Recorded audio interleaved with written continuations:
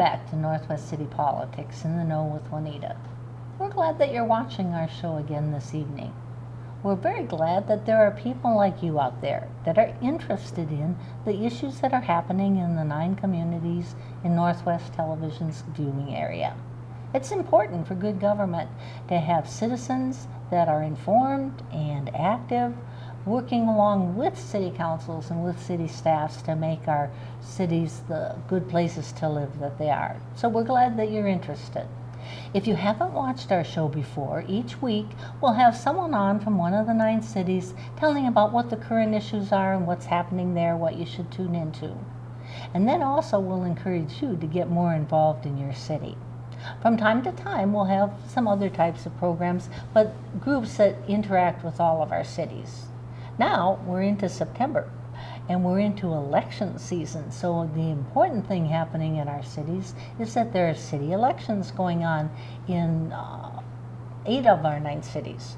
So we'll have candidates on from all of the various cities over the period of time, and we'll ask you to be sure to write down their phone number and their email if they're in your city, because if you hear something that they say and you have a question, give them a call. If you've got a particular concern that you want to share with them, give them a call or send an email, because I'm sure that they'll want to hear from you too.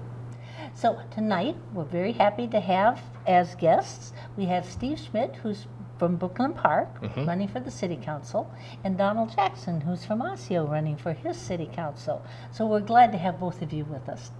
Thank you, Juanita. And we'll give each of them in turn a chance to talk with you out there and let you know where they're coming from and what they think is important. Now, I asked both of them ahead of time to think of some questions so they've had a chance to prepare. But the first thing that I'd like Steve to start with is tell people a little bit about yourself, kind of introduce yourself out to that wider audience out there, but particularly those in Brooklyn Park. And what ward are you in? Central District. Okay, Central District. Well, thanks for inviting me to the show, first of all. Actually, I wrote down a whole bunch of answers, and now I forgot them. But anyway, my name is Steve Schmidt. Okay. I'm running for City Council in the Central District of Brooklyn Park. I've been a resident since 1957. Oh, even though I don't look that old, I am. Been married to my wife, Sue, for 42 years. We have 2 sons, a daughter-in-law, and 2.5 grandchildren that all are residents of Brooklyn Park. Oh, you're lucky. Yes, I am. I have been with the Brooklyn Park Fire Department for 39 years, and I'm retiring the end of this year. And in those 39 years, I also served as fire chief for 9 years. Wow. So, and then I also, I've been on the Planning Commission for 5 years, the Business Forward Advisory Board for 2 years, and I served as the Planning Commission liaison to the Park and Recreation Commission for 6 months. I also work as a part-time instructor at Hennepin Technical College. So that's really me. This is it. Yeah. Well, you've got a wide background in a lot of different areas in your city. I do. And I think that that gives me an advantage because I have been within city government, but not as an elected person, as an employee. Right. Yeah, so. Then you have a slightly different viewpoint. Correct. Then I asked you to think about what are some of the issues that you think are important for Brooklyn Park? Like, what are some of the things that got you involved to the point where you said, I'm going to run for office? Well, first of all, I chalk it up to having a weak moment when I decided to run. Yeah. But I think there's several issues. Okay. One is government spending, and that really encompasses a kind of a broad brush because spending determines how much taxes you're going to pay.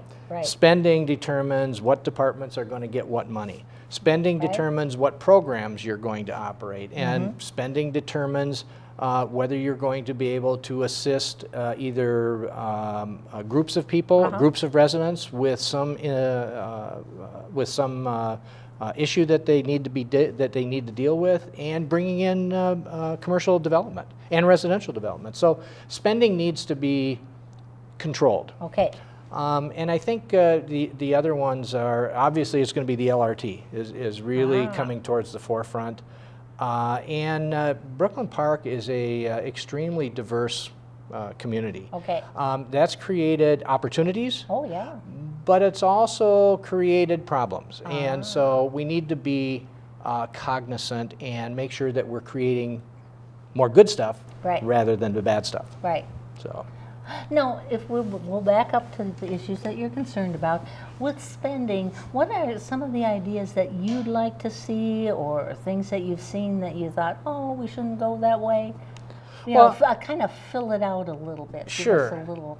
I think as a general rule, the city councils, not just the current one, but city councils in the past, have tried to hold the line as spending as best they can. But unfortunately, it hasn't really worked out all that well. Our budget has gone up in usually somewhere around $1 million or more per year. Okay. It's starting to create a burden, I think, on some of the residential properties. And there's been a shift in the tax burden this year from the legislature from commercial back to residential. And so we need to be extremely careful going into this year, especially because it's going to affect especially some of our older residents that maybe are living on a fixed income and they can't afford to be dealing with substantial tax increases. As far as spending on any particular department, I have no target. There's nothing that jumps out at me that I really want to go after. It's just spending in general, making sure that we keep it under control. And the key, I think, on spending is, especially as it relates to city services, is making sure that the services that we're providing are efficient, they're effective, and we're getting our best bang for our buck. You know, that they're quality services. Right. So it's not a matter of cutting budgets that you're looking at. It's how you do it? It's how you do it. I mean, that could result in some cuts. I mean, it's possible. I would never rule that out. But that's not the focus. That's not the focus. I'm not going to go in sitting there with a hatchet in my hand trying to slash budgets. That's not my aim. So is it a matter of the smallest increase possible? Yes. Okay. The most reasonable increase possible. Okay. And then that kind of thing would take a lot of discussion on the city council to come up with. Absolutely, and it's already started. Yeah, because all of our cities are well into their budget planning or their spending planning. That's very true. That's very true. Then you said that the LRT, and I'll let you expand a little. Well, on the that. LRT is, as it's proposed, is going to run. It's going to follow County Road 81 coming out of Minneapolis. And then at about 73rd Avenue North, it cuts across County Road 81, goes into the center of West Broadway, and then follows that all the way up to north of 610 to the Target project. The issue I have with the LRT is I think that there are some significant safety issues that no one has yet addressed. One is that where the train crosses County Road 81, it's my understanding that they're going to run trains about every 10, 15, 20 minutes. So we're going to, and that's an at-grade crossing. So we're going to have an at-grade crossing with trains running every 10, 15, 20 minutes, crossing a 4-lane, 55-mile-an-hour highway. Do you not think that maybe that's an issue? And then where it goes back in, curves into West Broadway, it's crossing 1 lane of West Broadway, which will be 2 lanes of traffic at 45 miles an hour, but it doesn't cross the other lane. It goes into the center median. I'm sorry, but I think that there's some potential for some serious safety issues there. And lastly with that is you have a fire station that's sitting right there. And you know, that's the busiest fire station in the city, so there's probably going to be some issues where the fire department can't get out because there is a train coming. So the main concern you have with those are my main concerns. The areas where it's a safety It's a issue, safety and what are they issue. going to do about it? Exactly, and I still need to be convinced that it makes sense for Brooklyn Park. Okay. And I really have a difficult time with spending over $1 billion on this, even though I like light rail. I'm a supporter of light rail. Okay. I would love to be able to go to the park and ride, hop the light rail, go all the way down to the airport, and not have to park there. But I don't fly that often, so. But I need to be convinced of the benefit to Brooklyn Park and the residents of Brooklyn Park for the cost that's going to go into putting it in place, and the disruption. Right, and this would be in terms of the city council tackling those particular issues. Yes. Which would be the place where the questions should come from, right? Yep. And then let's see, diversity was your third issue. Again, we have a very diverse community. We have a lot of immigrants. We have a large population from West Africa. We have a large population from East Africa. We have a large Southeast Asian population. We have a large Latino population. We have a significant population from Eastern Europe. And all of them have set up businesses. Okay. You know, they've started stores, they've started restaurants, they've started gas stations. I mean, just about any business that you can think of. The key is when these new immigrants come, is to acclimate them to this new culture that they are now finding themselves immersed in. Right. And you know, the city's done a pretty good job so far with that, and I would really like to see that continue on.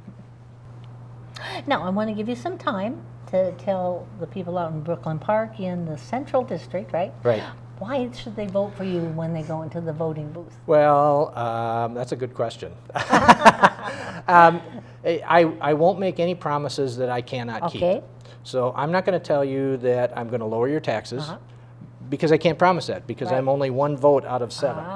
I'm not going to promise you that I'm going to raise your taxes either, because again, I'm only one vote out of 7, and I'm not going to make that promise. What I will promise is I'll promise that I'll represent every person within the Central District and the city of Brooklyn Park as best as I can. I will be more than happy to talk with anybody at any time. You send me an email, call me on my personal cell phone, leave me a message, I'll get back to you. If you want to meet somewhere, I'll be happy to meet you at your convenience, neighborhood, coffee shop, you know, whatever. And I want to stress that, number one is that, and this is just my thing, is that I'm not a politician. You know, I'm just a resident that wants to continue to do something positive for the city that I have grown up in, that I love. I have no intention of leaving, so I will do the best job that I can. Okay, and then I asked you to think, and we'll just very briefly, what have you heard from residents as you door knock or you're going around the city? What kinds of things are they bringing up to you? I think it's exactly what I talked about at the beginning. It's spending, because spending relates back to just about everything else, especially with taxes. The LRT is becoming a big deal, and diversity just continues to be, I don't want to say an issue, but a subject. Well, thank you very much. Thank you. Now we'll move on to Donald Jackson, who's from Osseo, running also for the City Council. And I'll turn the floor over to you so you can introduce yourself out to our wider audience, but most particularly those Osseo people. Yes. Hello, Osseo. How are you? Good. Thanks for having me tonight. And I'm honored to be here and honored to have an opportunity to run for City Council for Osseo. And I do take that as an honor. I lived in Osseo for about 4 years. I have a teenage son. He's 16 years old, and he's special needs, Down syndrome. And one of the things that you know, I am looking forward to bringing into Osseo and the North Metro area is more programming and activities for special need and developmentally challenged teens and young people. I have not been able to find very many places that will embrace, you know, this community, and you know, it's lacking. My background has been where I've been a real estate agent for about 6 years, a real estate investor, property manager, I've also been a community advocate. Okay. I was a crime prevention specialist in South Minneapolis, community organizer in South Minneapolis, just a regular guy, sitting back, working a job, taking care of his family, but seeing that there's some things out there that needs to be done. And you pointed out, part of your show is to also encourage people to get involved with their communities. Right. And so I'm definitely a community person. I'm an economics person, a business person that see Osseo as a great city that's growing. And when I first came there, it was like this little town that was a rock throw. But now they're gathering some momentum, and some really exciting things are happening in Osseo, and I want to be a part of it. Okay, we'll move on to the issues that are of concern to you, things that maybe moved you to decide to sign your name on the dotted line when it came time to filing. Absolutely. Well, because I like growth, I like prosperity, I like things. One of the reasons that I'm originally from Kansas City, and I have 3 sons and 3 grandsons. I don't have any daughters, and I don't know if they're going to give me any granddaughters, so I don't know. But I got a lot of nieces and nephews, so that kind of helps make up for it. But it's about the people that don't seem to have a voice. We all are subjected to how things are governed in our communities and in our states. And for a lot of people, they don't know how to express their concerns. They don't know how to get some of the things that they need to be done. So sometimes, the politicians aren't always the easiest people to talk to. So as a regular person, I think that I can convey a lot of the information to the community, and that's one of the things that I would like to bring to the seat of Osseo is more community engagement, more community advocacy. We, in our high schools right now, there's some issues that Steve had pointed out, because as cities grow, the demographics grow, the needs of the communities grow, and we have to have a round and diverse community or a administration to help understand what people are really facing out there, because it's different. There's some different things. You talk to people that live in South Minneapolis, their concerns are a lot different than in North Minneapolis. You talk to people in Wayzata, their concerns are a lot different. I've talked to some of the neighbors in our community, and one of the things that we're having done right now in the street renovations, if you will. We've had some pipes burst underground, so there's some constructions that's going on. So of course, the residents are wondering, not understanding, why these streets are blocked off for so long, how long it's going to be, those kinds of things. And of course, when we come out of the winter months, we got a lot of potholes. And that was, oh my gosh. And so, these are some serious concerns that the residents have. And if they're not, watching the television or receiving the local newsletter, which Osseo is really great about getting the newsletters out there, but everybody doesn't take the time to look at and see what's going on. And unfortunately, there's still that type of information that is not being conveyed. So we just need to have something in place, or someone, me, that is willing to get out there and talk to the residents and give them an understanding of what the makeups and what is going on with Osseo. Now, one of the first things you mentioned was widening opportunities, particularly for youth? Not only for youth. Maybe expand a little. Sure. Well, youth and teens.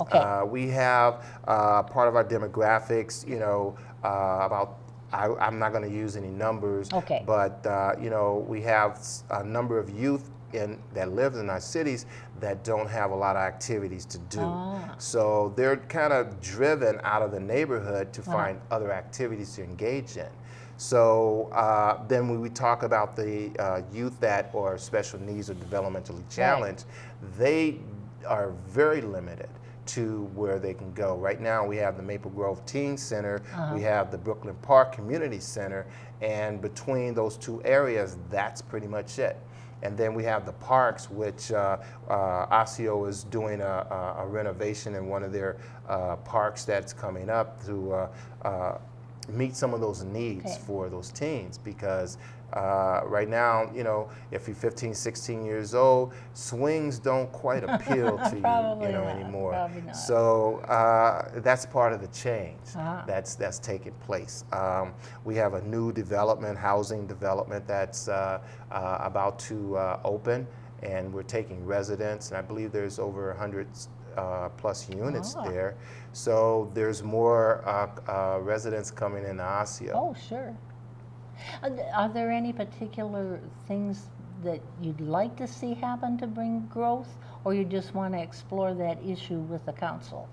Well, I think that the council is doing a marvelous job currently. One of the reasons that I stepped up to the plate is because there is one council member that will not be signing up for his seat. Right. So someone has to fill it, and I'm hoping to be that person. But I believe that they have done a great job with the economics development, recruiting, you know, businesses to the community. We have a gun shop that's going to be opening up pretty soon. We have other new businesses that are coming in to the city. So it's really exciting to see, you know, more people come into the city and want to live in Osseo. Oh, right. Then you talked about community engagement, which is a issue near and dear to my heart, right? Yes. Maybe you can expand a little. What do you see that could be done that maybe is not being done, or things you've seen in other cities, or that you experienced in different places you were at? Sure. Well, you know, Osseo has Tuesday nights in the summer months where it's nice and warm, where they invite, you know, the community to come out to watch a movie or, you know, have music in the park. Right. Yeah, you have a neat park Yeah, there. Yeah, and it is a great park. And so it gives people a chance to come out. But then, of course, everybody's not, you know, drawn to the movies that might be shown. So I think we need to utilize the parks a little bit more, have more activities like that or similar to that. Right now, we're about to get into the Lion's Roar, which is a huge event for Osseo. Yeah, right. Very exciting, and brings out a lot of people. But unfortunately, because of budget, we had to cancel one of our major events this year. So we weren't able to have the parade. We weren't able to have some of the other things to take place. And, you know, people look forward to these things. Oh, yeah. So what I hope to bring to Osseo as well is other resources so that we could look at generating more revenue so that it would cover our budgets to continue to have some of these activities in Osseo. Oh, yeah, that's a major part of trying to do new things, is that you have to get more money coming in, right? Yep, it does always boil down to the money. And I had somebody saying that a long time ago, that governments needed to be more entrepreneurial in finding ways other than taxes. Yes, yes, and I totally agree. You know, Osseo, my understanding, has taken on properties that they have acquired through, you know, different means, and that they are, you know, leasing it out, you know, to residents that would like to reside in Osseo. And I think that's very innovative. I'm looking at one of the things that I would like to see is the historical preservation that would be a drawing magnet for Osseo, because we have one of the famous pioneers that founded Osseo, and that is Pierre Bottineau. Right. So I would like people to know, especially our younger generation, about, you know, the history of the pioneers, because that's one of the things that I think that we're going to be losing as our not so young residents with all this knowledge and wisdom, you know, are getting to themselves. Our younger people aren't getting with them to Right, gain that right. knowledge. And I think that's just a travesty because, you know, we can't really learn our future without understanding our past. Right. And with the stories that a lot of our residents have, I want to be able to bring those things out. And now I want to give you time to tell the people out in Osseo why they should vote for you when they go into the voting booth on Well, thank you. Election Day. I really want to do this. I ran for a seat on the Northwest Community Television Executive Board, and I was able to be selected for that because I'm really concerned about our communities. I'm really concerned about the change in our neighborhoods. I'm really concerned about how you are getting the information that you need to make a better decision in how to raise your families. So as a member of the City Council, you select us because you want someone that's going to be honest, upfront, and accountable to you because you pay the salaries of all of us. And so real people want real solutions and they want real answers, and I want to be there to give them that. So I'm Donald Jackson and I'm your neighbor, and give me a chance and watch me work. Action Jackson, and you'll see it. Thank you both. Want to encourage those of you out there, I hope that if you lived in Brooklyn Park or Osseo, you took down these people's phone numbers and emails, and that you take time to contact them. Let them know how you feel on issues. You have questions, be sure to ask them, or do the same with the people that are running for your city councils. Then I'm also going to ask you to take time to figure out, are you registered to vote? Because if you haven't voted recently, you may or may not be. If you've voted in the past, you can go to Hennepin County and put /elections, go to their website, and they've got a spot where you just fill in information and they'll tell you whether you're registered or not. Then if you've never registered to vote, then we really want to encourage you to take the time. You can now register to vote over the internet. You can go into Hennepin County elections to their site, or you can go into the Minnesota Secretary of State site and you can get all the paperwork you need, get it all filled out, and that you're ready to vote when election day comes. So that if you have any questions about voting, both of those are very, very good websites that can answer lots of questions for you. They can help you if you're thinking of absentee voting. They can tell you where your polling place is. There's a lot of information there that is relatively easy to get into. So we'll ask you to take the time, if you're not ready to vote, to get yourself ready, but also gather information on particularly the city council candidates, because the people on the city council make decisions that affect you probably more than any other layer of government. We're glad that you've been with us, and we'll encourage you to come again next week and watch some more candidates as they tell you about what they'd like to see happen in their cities. Thank you. Bye.